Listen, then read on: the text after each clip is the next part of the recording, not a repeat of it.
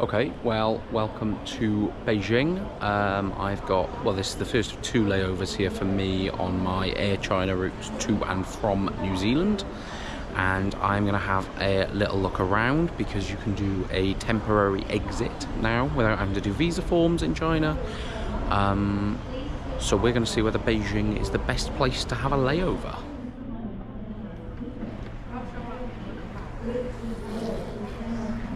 So once you've filled in those forms, then you come over to here and hopefully they will. Okay, so after about 45 minutes waiting at the temporary entry desk, I am through and I am making my way into Beijing.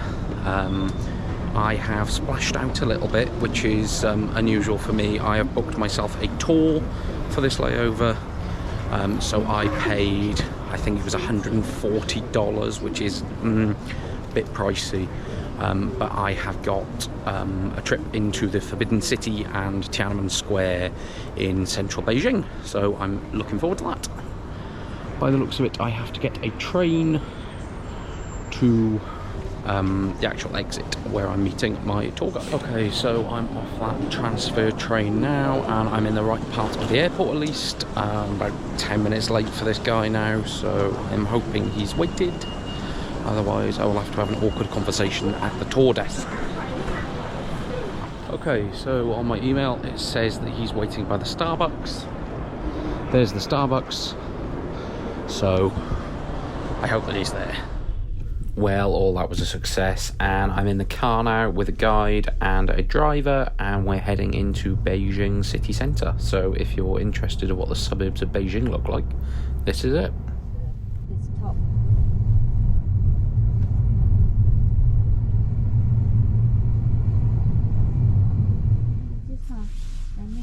So out of the car and walking around Beijing, because the traffic is too bad, so it's quicker to walk the rest of the way.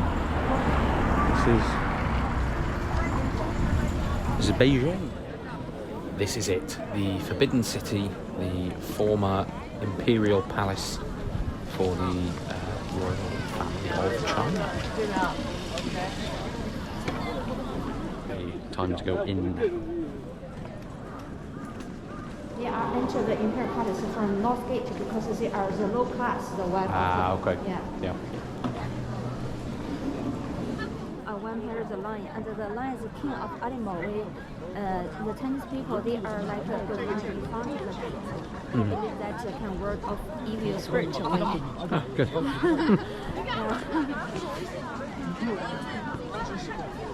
My guide is being a photographer for some other people, so I'll actually talk to camera now rather than doing a bit of voiceover. This is a fantastic square. This is the outer courtyard of the Forbidden Palace. Didn't realise it was a serving palace for the emperors for so long. It was until 1924, and the emperors lived here for as long as Beijing was the capital.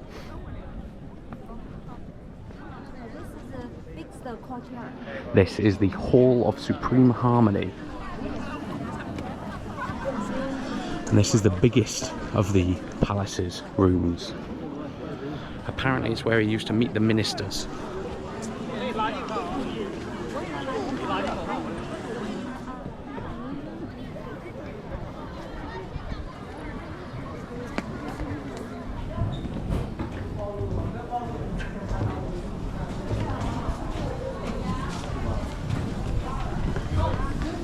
A little bit awkward talking in front of guides, so I thought I'd just do a little thing to camera now. Palace is fantastic. I've learned a lot about Chinese imperial history that I didn't know, so that's interesting. Lots of facts about concubines, way heavier on the concubine content than I thought it would be. Apparently the emperors used to have hundreds at a time, and they used to have wars, and if they were out of favour, they'd kill themselves, and it's heavy stuff.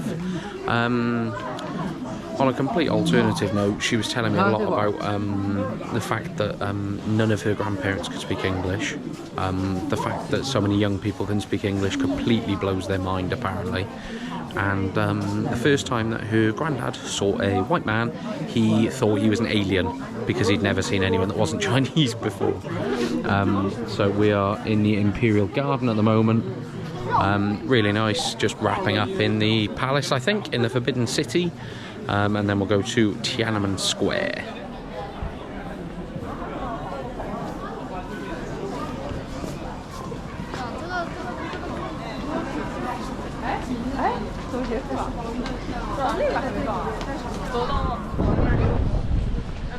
Right, well, that brings to an end my time in the Forbidden City. Back out into normal Beijing.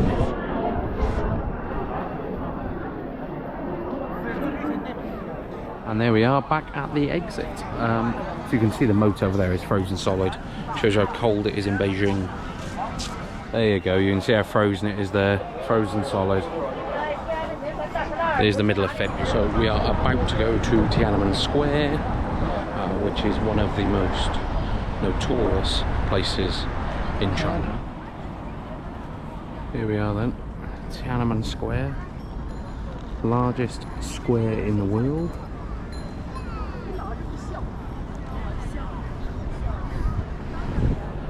There's the Imperial Palace is sort of over there. Well, to those of a certain age and those interested in history or political history, Tiananmen Square is a much more sombre place than for others. Sadly, it was the site of the 1989 Tiananmen Square massacre, where the Chinese government killed thousands of peaceful protesters who were looking for change in the country at a time of hardship. This is a really sad point in Chinese history. So over there is the National Museum, and then down the end of the square, down the end by there, that is Chairman Mao's mausoleum, and then that is the Parliament.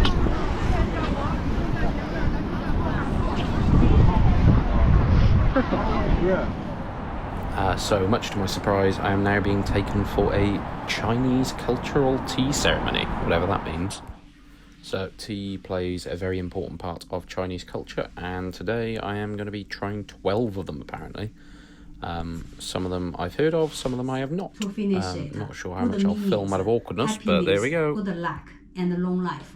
Well, you know what, that was actually a really nice experience. The only slight downside was I was slightly pressured into buying some tea, so I now have a box of ginseng oolong tea to bring home with me.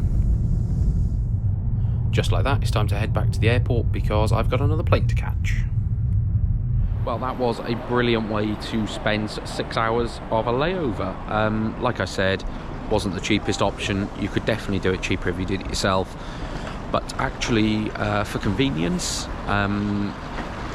you really can't beat that as an option, because I literally walked out of customs to her holding the sign with my name, and I've been dropped off right outside my specific terminal. So can't beat that. We will be doing part 2 of this on the way back from Auckland, where we'll be doing something else, but also in Beijing. Welcome back to Beijing. This is part 2 or option 2 of what you can do on a layover here in Beijing. The visa form was exactly the same as last time, nice and easy. I knew what I was doing this time, so it was much quicker, to the point that I am now an hour early for my pre-arranged tour. I booked with the same tour group, which is the Beijing Layover tours, but this time we're going to the Great Wall of China. This tour costs the same as the one into the city, so if you want to do either, they're the same price, it doesn't make a difference. This one suits early mornings better, and as it's currently 5 AM, then it makes a lot more sense to do this one rather than the city, because the city is not yet awake. So yeah, very much looking forward to it. After around an hour's wait for my guide and driver, I was in the car heading towards the Great Wall of China. An absolute fluke, but my guide is the exact same person that I had on my guide into the city. So welcome back to Yuan. We are at the closest part of the wall to Beijing, so we're at Mutianyu, which is about an hour's drive. I'll tell you what, there's certainly a perk of getting here stupid o'clock in the morning. There's a Great Wall up there, and there's not a single person here yet. Not a single tourist. It's absolutely crazy. Apparently it doesn't open until 8, so we'll see how busy it gets. Naturally, we're waiting in the subway until the Great Wall opens.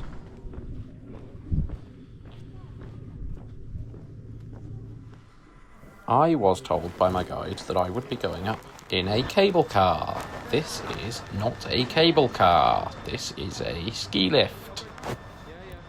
Quick word warning, I am scared of heights, and there is a fairly substantial amount of swearing in this next section.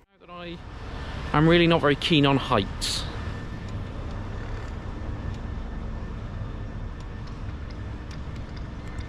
And I am in an open air cable car going up the Great Wall of fucking China.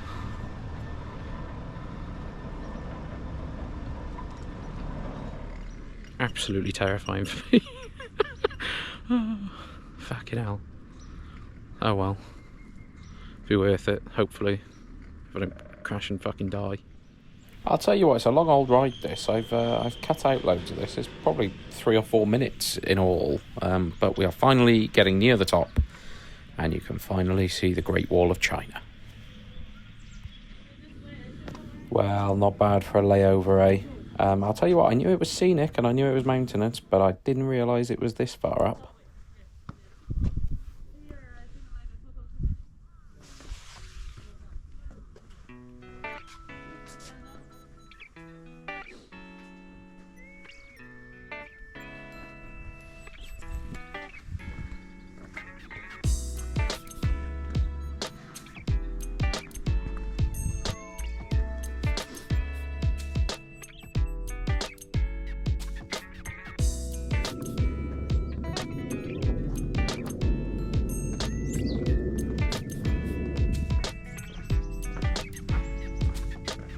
I'm taking the opportunity of my guide being on the phone to actually talk to camera for a minute. A little bit awkward with a guide around. How unbelievable is this?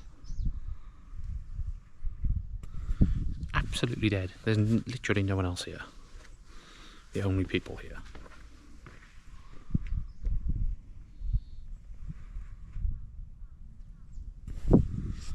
Well, I'd certainly rather this over sitting in an airport lounge.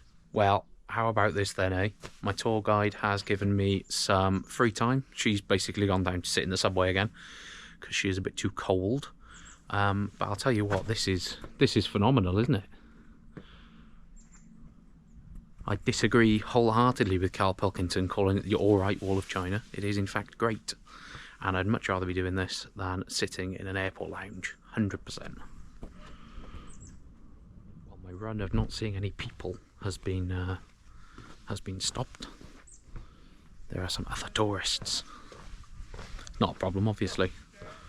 To be fair, this is the busiest section of the wall, really. This is the Mutianyu section. It's the bit nearest Beijing, so it makes sense. Apparently this place is absolutely swarming with people in the summer. But it is the winter. It is March the 8th or something like that. So it's not particularly busy and quite chill. I'll tell you what, some of these are a bit steep. Some of these sections. Yeah, puffing a bit. Whew. At least I haven't got to climb down. Just wander around. Well, I'll tell you what, this is firmly something off the bucket list for me. This is absolutely incredible. And to be able to do it without having to do any visa paperwork and doing it on a layover is just mad, really. Absolutely incredible.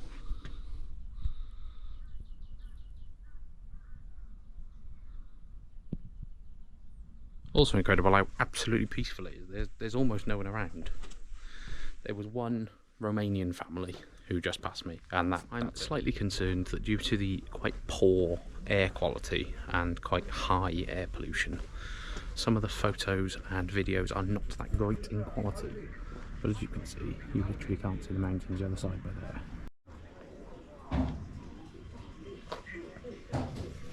Well, if you want slightly inflated, priced tourist tat, this is your place.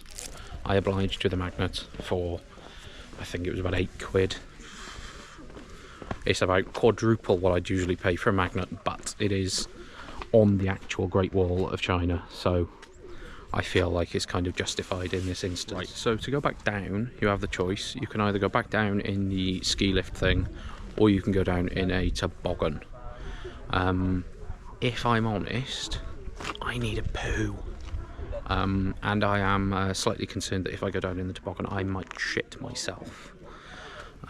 So I think I'm going to have to go back down in the ski lift, which I'm not massively keen. So in delaying whether I risk going to the toilet up on the actual Great Wall, or whether I get the cable car down, I am now quite close to pooing myself on the Great Wall of China, which would be a clickbaity title, but wouldn't be clickbait, it would be true. Well, I've opted for the slightly safer route in terms of me not soiling myself on the Great Wall of China. However, I feel very much like this man by there, in that I think I might die because I don't like fucking heights, and you don't realise that it's going to be terrifying until it's too late.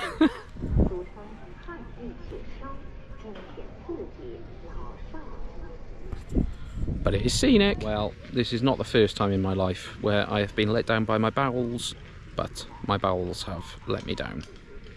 And I could have been tobogganing down the Great Wall of China, but instead I am on a sketchy ski lift. So yeah, all in the names of not putting my jeans on the Great Wall of China. Cool. Great. Ooh, just shouldn't have no hands that then. That was terrifying. Also shouldn't laugh, because every time I laugh it moves the cart. It's worth me pointing out the fact that I'm not actually strapped in with anything. This bar is being held in place by my feet resting on it, and I feel much less at ease since they pointed that out. Well, the end is nearly at the bottom. Make sure that when you come to the Great Wall of China, because everyone should come to the Great Wall of China because it was absolutely brilliant, if you come to the Mutianyu section, make sure your guide doesn't cheap out, and make sure they put you on the proper cable cars, which are over there, as opposed to these weird ski lift things. That would be my only tip to you.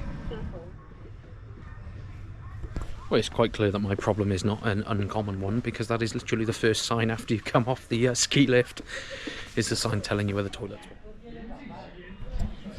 Mission success, crisis averted. So apparently I was lucky that I came in the winter, because in the summertime, so up there is where you get the cable car from, and apparently the queue is all the way down past here, which is mental. Apparently it can take 3 hours for the queue sometimes. Crazy.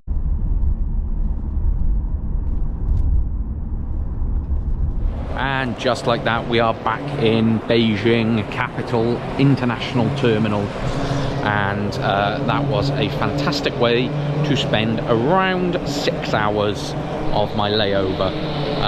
They do recommend that you should only really do the Great Wall tours if you've got 5 or 6 hours spare to kill. Worked perfectly for me because my layover was 10 hours. So in reality, I've got the perfect amount of time now really to get my flight. My flight is at 2:40 in the afternoon, so should work out pretty. Right, well, that is where I'm going to say goodbye on this one. Thoroughly enjoyed my time in Beijing again, and I do firmly believe that this might be the best city in the world to have a layover. So yeah, hope you enjoyed as well, and I'll see you next time.